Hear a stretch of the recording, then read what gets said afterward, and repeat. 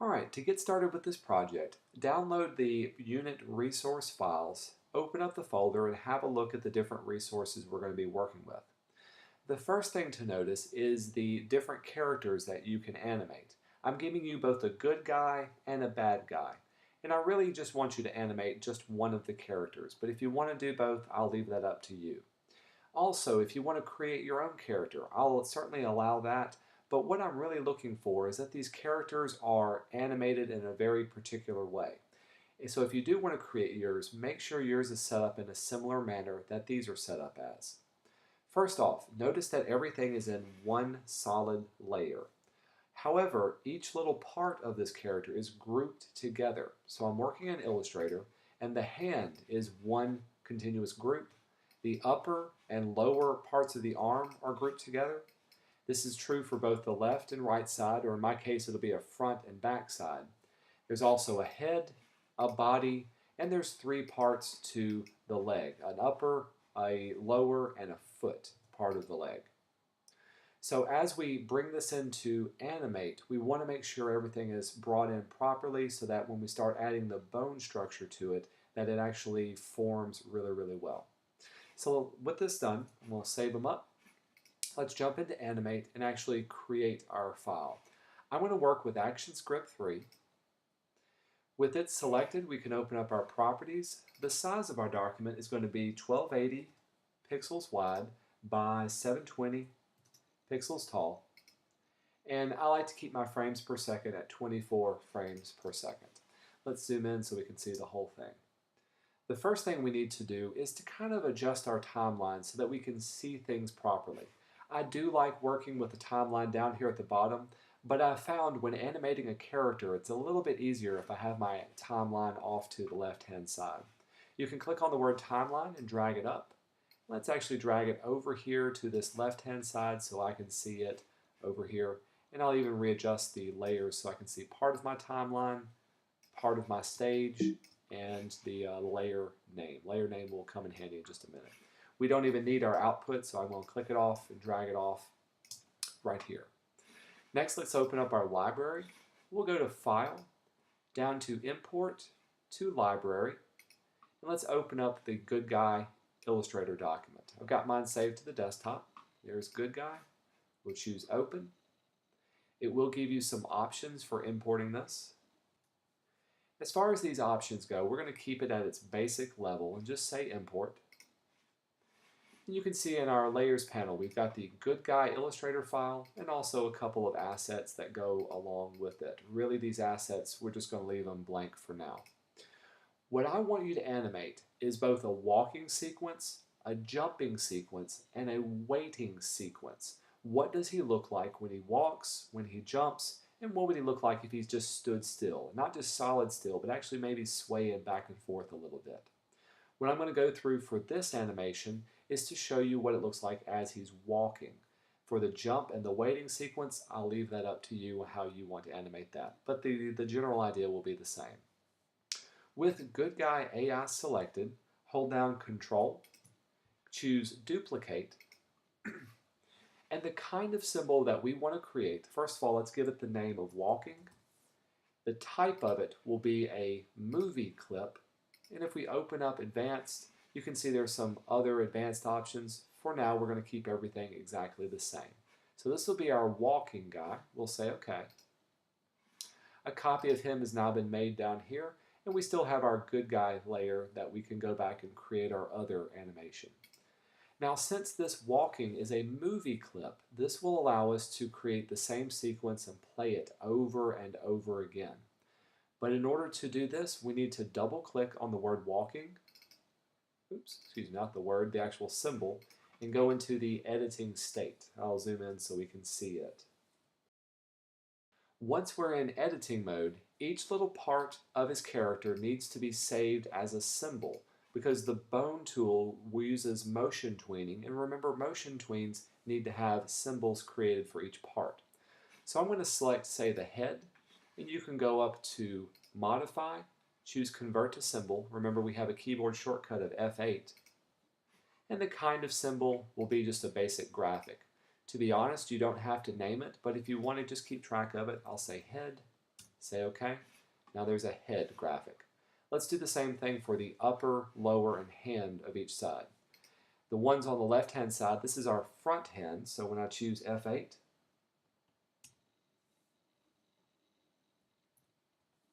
we'll call this front upper arm. Again, it's a graphic. We'll say OK. Let's choose the lower part, so function F8. This is front lower arm. Then choose the hand, F8, front hand. Say OK. Notice the F indicates that it's the front hand.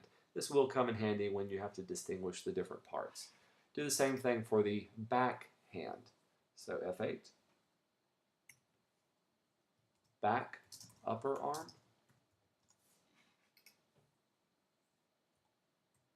F8, uh-oh, hit F7, didn't mean to do that. Back lower arm, and then finally F8, back hand. Let's do the body, and then the front upper, lower, and foot of the leg. So F8, so this is front upper leg. Choose the bottom part, front lower leg. Notice whenever I create these symbols, it's bringing them automatically to the front of my document. And this is okay, but if you need to change the stacking order, you can hold Shift and Command and it will send it to the front or to the back. But for now, we'll just keep it the same. Choose the foot, F8, front foot, and finally the other side of the leg. This will be the back legs. So back upper leg, back lower leg, and then choose the foot, F8, back leg. There, we've got all these different symbols. If you wanted to, you could create a new folder. We'll call this body parts. Let's save all of these body parts into that folder just to keep everything nice and organized.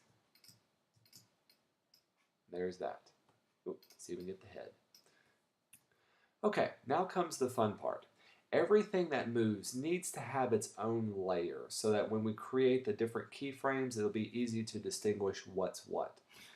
In our layer timeline, let's create a new layer. Let's put the head on its own layer. So label layer 2 head. Select the head object. We're going to go to edit and cut. Go up to the first frame of the head layer and then we'll paste it into place right there. And I'll even lock down the head layer so I don't accidentally move it. Let's create another layer for the body. So layer 3 we'll name body. Select the body. Command X will cut. Choose the first frame of the body layer and we'll paste it into place right there. And we'll even lock down this one. Now we need to use the bone tool to bone up each of the parts of our body. I'm going to zoom into our front arm. The bone tool looks like a little, kind of like a dog bone treat. And with this tool, it allows you to click on each individual object where you want the pivot point to be. Make sure you've got the good guy layer selected, or if you're using the bad guy layer. And we want the pivot points to start off right here where the little X is. I'm going to click once and then drag to the elbow, which will be right here. So I'm going to click and drag. You can see it creates a little bone. And when I let go right here, there's 1 point. Notice it did bring up this part of the arm to the front. That's okay. Now let's create a point for the wrist. Click on where the elbow is and drag. And when you let go right about where the wrist is, it'll pull the hand unit to the front. Also, check out your timeline now. Your timeline has an armature, in this case armature number 1. This armature is going to be the arm that you have. So let's double click the name of it. We will call this front arm. And we can lock it down as well. But with this armature, let me show you and play around with what it can do. Choose your selection tool. This will allow you to click anywhere on your structure and be able to move it and rotate it based on that point. So if I wanted the arm to bend at the elbow, I can choose this and click here. or I can choose my hand and rotate the hand and move things around this way. It does take a little bit of practice to get used to, but it's kind of like moving a puppet. It makes it a lot easier and takes a lot of the guesswork out of exactly what you want to do. So everything kind of has a parent. And notice that if I click on this upper portion, it'll move the whole thing. But if I click on this lower portion, it only moves the wrists until I start going too far, and then it will keep it with that. Okay, so let's go over to the back hand, or the back arm. Again, choose your bone tool. We'll click right here at the connection point of the shoulder and drag. Oops, make sure good guy layer is selected. There we go. Click on the shoulder and drag to the elbow, which is right here. And then from the elbow, click and drag to right about where the wrist should be, which is that right there. Again, rename armature. In this case will be back arm. And finally, let's do the same for the front and back legs. Choose your bone tool. Click right at the top where the hip would be and drag down to the knee. And then click and drag from the knee to right about where the ankle should be, and it will pop the foot forward. Rename that armature, front leg. Lock down those two layers, choose the good guy layer, and then click where the pelvis is and drag down to the top of this knee, and then click and drag from there to the top of that ankle point. We'll zoom back out. We'll rename this armature back leg and hit return. Alright, from there we can delete the good guy layer, or the layer, whatever your name of your character is, because we've got all of the armatures that we need, and we've got the head and the body. Now what we need to do is to put our person together to make sure the stacking order is correct. So if I unlock my layers, let's place our head on top. Notice our head needs to be above the body, so I'm going to change the stacking order in my timeline. That looks pretty good right there. Let's put the arm in front of everything. Now, be careful when you choose your different armatures because it will want to drag around. And so if you need to move it, you need to click on the entire layer by itself. So I clicked on the name front arm with them all selected. Oops, excuse me. You can either use your arrow keys and nudge it over into position. That'll go a little bit easier. Let's pull the front arm in front of the body, put it behind the head, or underneath the head. Let's choose the back arm. Got it selected, and we'll use my arrow keys to nudge it over. Let's put him right there. We'll even move this arm kind of down and out of the way so we can see it. Let's choose our front leg. In our case, our front leg needs to be on top of the body, so we'll drag it on top of here. We'll even kind of move him up into position right about there. If I move my arm out of the way, you can see what this looks like.